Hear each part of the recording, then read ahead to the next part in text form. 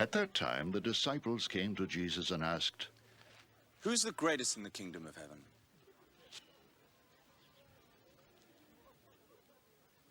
He called a little child and had him stand among them. And he said, I tell you the truth. Unless you change and become like little children, you will never enter the kingdom of heaven. Therefore, whoever humbles himself like this child is the greatest in the kingdom of heaven. And whoever welcomes a little child like this in my name welcomes me. But if anyone causes one of these little ones who believe in me to sin, it would be better for him to have a large millstone hung around his neck and to be drowned in the depths of the sea. Woe to the world because of the things that cause people to sin. Such things must come, but woe to the men through whom they come.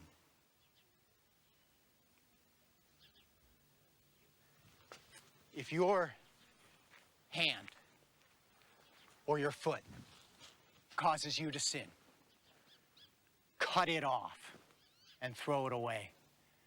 It is better for you to enter life maimed or crippled than to have 2 hands or 2 feet and be thrown in eternal fire. And if your eye causes you to sin, gouge it out and throw it away. It is better for you to enter life with 1 eye than to have 2 eyes and to be thrown into the fire of hell.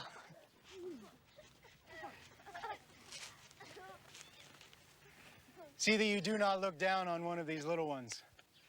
For I tell you that their angels in heaven always see the face of my Father in heaven.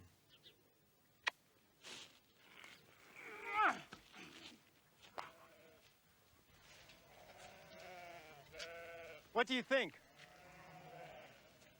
If a man owns 100 sheep and one of them wanders away, will he not leave the 99 on the hills and go to look for the one that wandered off?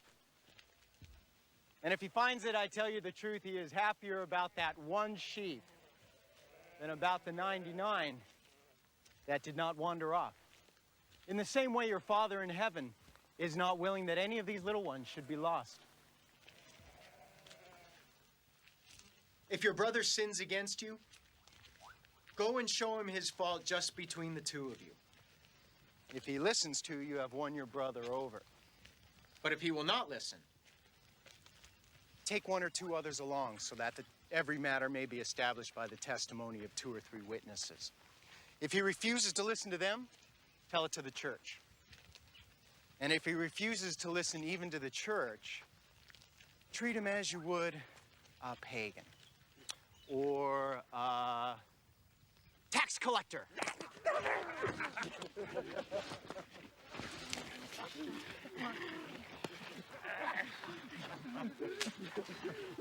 I tell you the truth. Whatever you bind on earth will be bound in heaven. And whatever you loose on earth will be loosed in heaven. Again, I tell you that if 2 of you on earth agree about anything you ask for, it will be done for you by my Father in heaven. For where 2 or 3 come together in my name, there am I with them.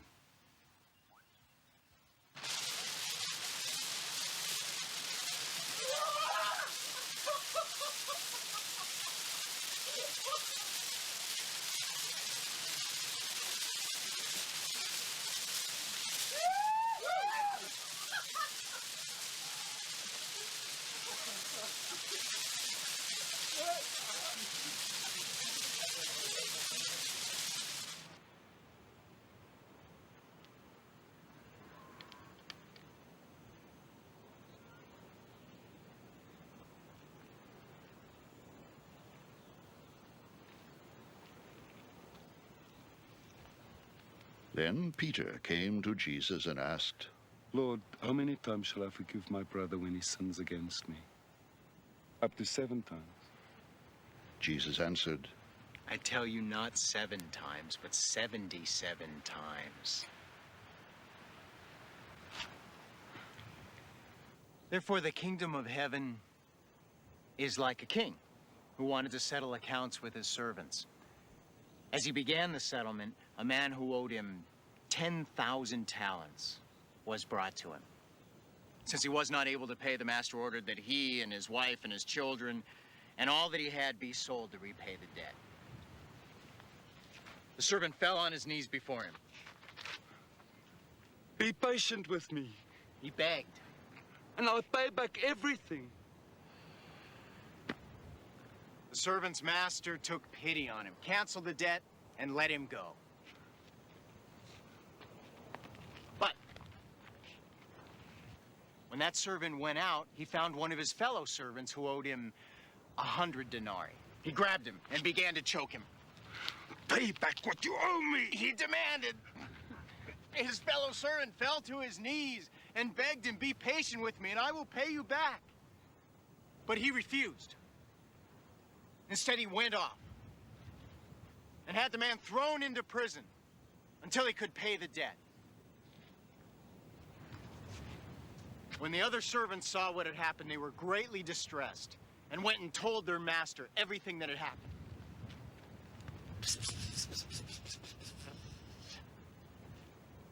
Then the master called the servant in.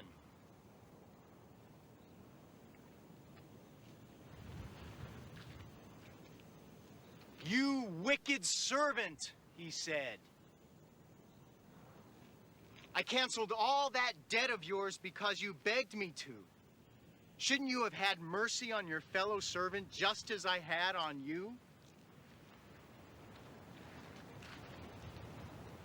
In anger, the master turned him over to the jailers to be tortured until he should pay back all he owed.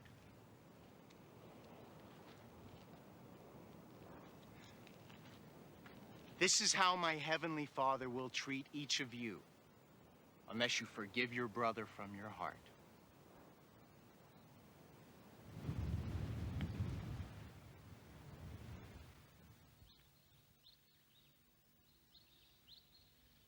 When Jesus had finished saying these things, he left Galilee